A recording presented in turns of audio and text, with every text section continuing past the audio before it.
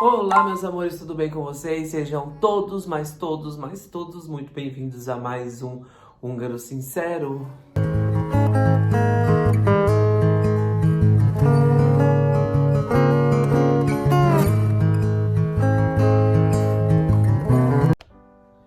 E já está começando o nosso momento de...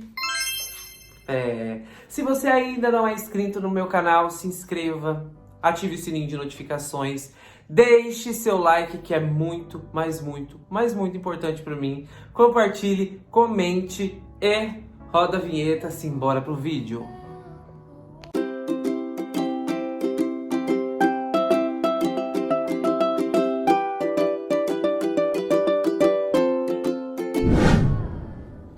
Hoje vou dar dicas para você de como se tornar mais fácil e simples de ler a Bíblia.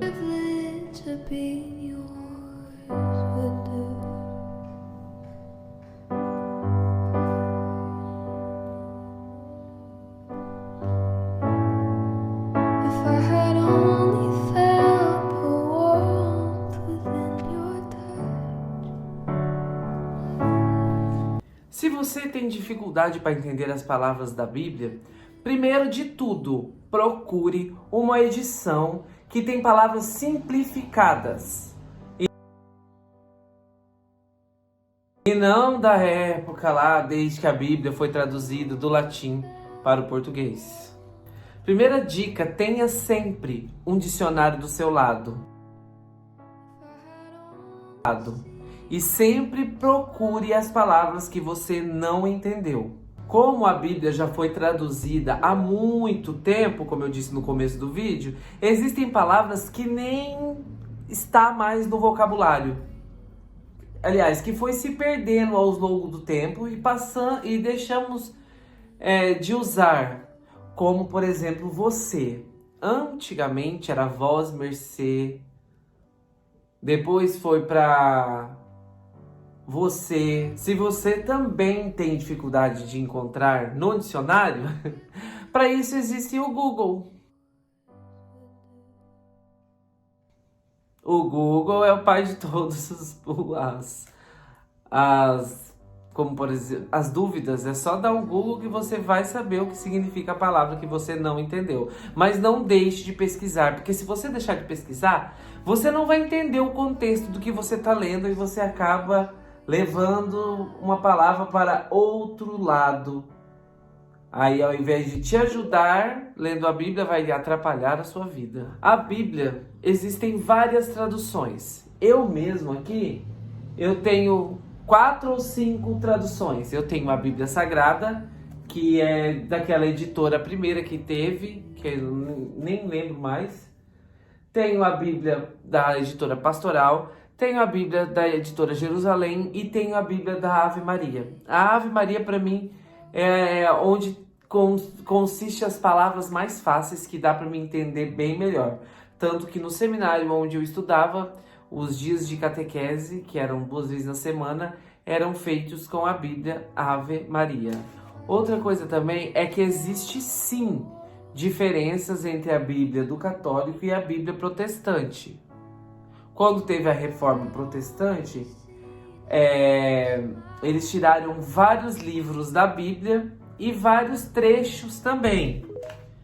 O livro dos protestantes foram extintos os livros de Tobias, Judite, Sabedoria, Baruque, Eclesiástico, Macabeus 2, e além disso faltam alguns trechos do livro de Esther e de Daniel. Por isso que existe a diferença entre as Bíblias. Na Bíblia dos católicos tem mais livros. Ainda que a Bíblia seja um livro, a próxima dica é que a Bíblia não precisa ser lida como nos livros normais. A Bíblia tem muitos livros dentro dela, sem contar que há diversas formas de você iniciar a leitura. Isso depende do seu objetivo, da sua situação ou do seu conhecimento. Antes de começar a ler, considere certas norminhas. Considere a versão a ser lida. Você tem que procurar uma versão, igual eu falei para você, que você entenda. Ter alguém para tirar suas dúvidas.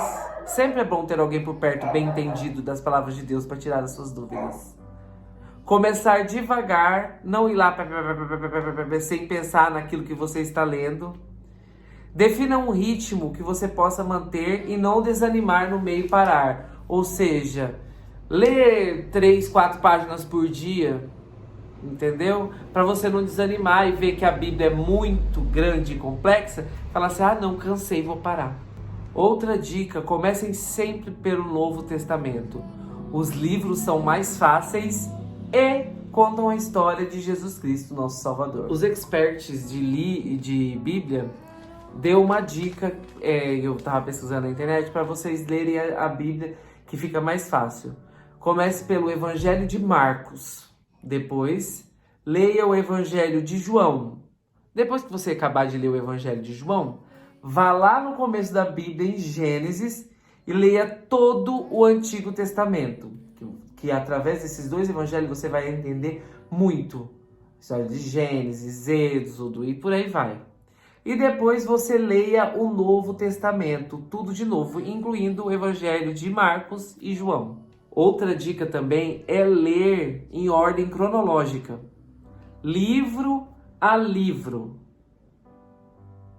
Se você não entendeu, volte e leia tudo novamente o livro. Por exemplo, o Evangelho de Marcos, se você não entendeu, chegou no final, você não entendeu nada, volte e leia de novo. Não vai passando para outro livro sem entender aquele que você já começou a ler. Confesso que vai dar um pouco de trabalho, porque são 73 livros no total. E uma dica principal e última é: saiba a interpretação de texto antes de começar a ler a Bíblia. Porque senão vocês vão se perder no meio. Porque existem muitas metáforas, muitas parábolas de histórias que Jesus contava, que você não pode, por exemplo, levar ao pé da letra nos dias de hoje. Então, saber interpretar texto, e se você tem dúvida daquilo que significa no texto, você pega um versículo, digita no Google, aí você vai saber, porque tem inúmeras explicações sobre o que aquele versículo fala.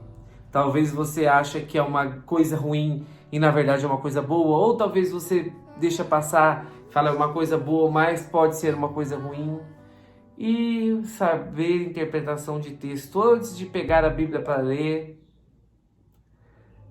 é essencial e primordial. Sem contar que treinar a leitura ajuda-nos a falar bem, ajuda-nos a escrever melhor, ajuda-nos na gramática, praticar os verbos e tudo mais. Para vocês não saírem por aí pregando, falando errado, escrevendo errado, tá bom? Não porque é falta de respeito, não. Você tem que ser você mesmo, você tem que ser fiel às suas origens. Se você, tudo bem, mas aprender nunca é demais, gente. Lembrando que o que a gente leva dessa vida é o conhecimento. E se você puder passar para os outros um conhecimento melhor, que vai ajudar as pessoas, com palavras bonitas, palavras bem colocadas, palavras simples, de fácil acesso, a vida se torna bem mais fácil.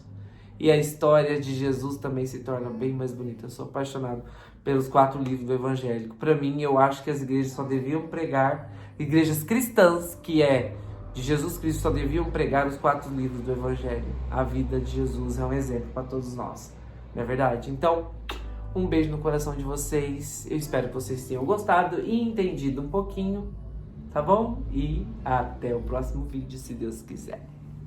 Mateus 24, versos 4 e 5, fala sobre o engano religioso que haverá no tempo do fim. Mateus, capítulo 24, verso 11, refere-se ao aumento das religiões. Somente no Brasil existem mais de 1.500 religiões cristãs.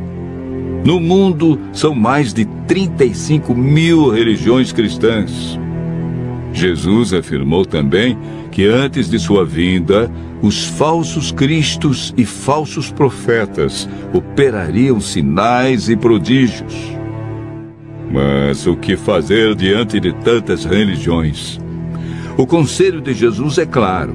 Ele diz: acautelai-vos para que ninguém vos engane, porque muitos virão em meu nome e enganarão a muitos.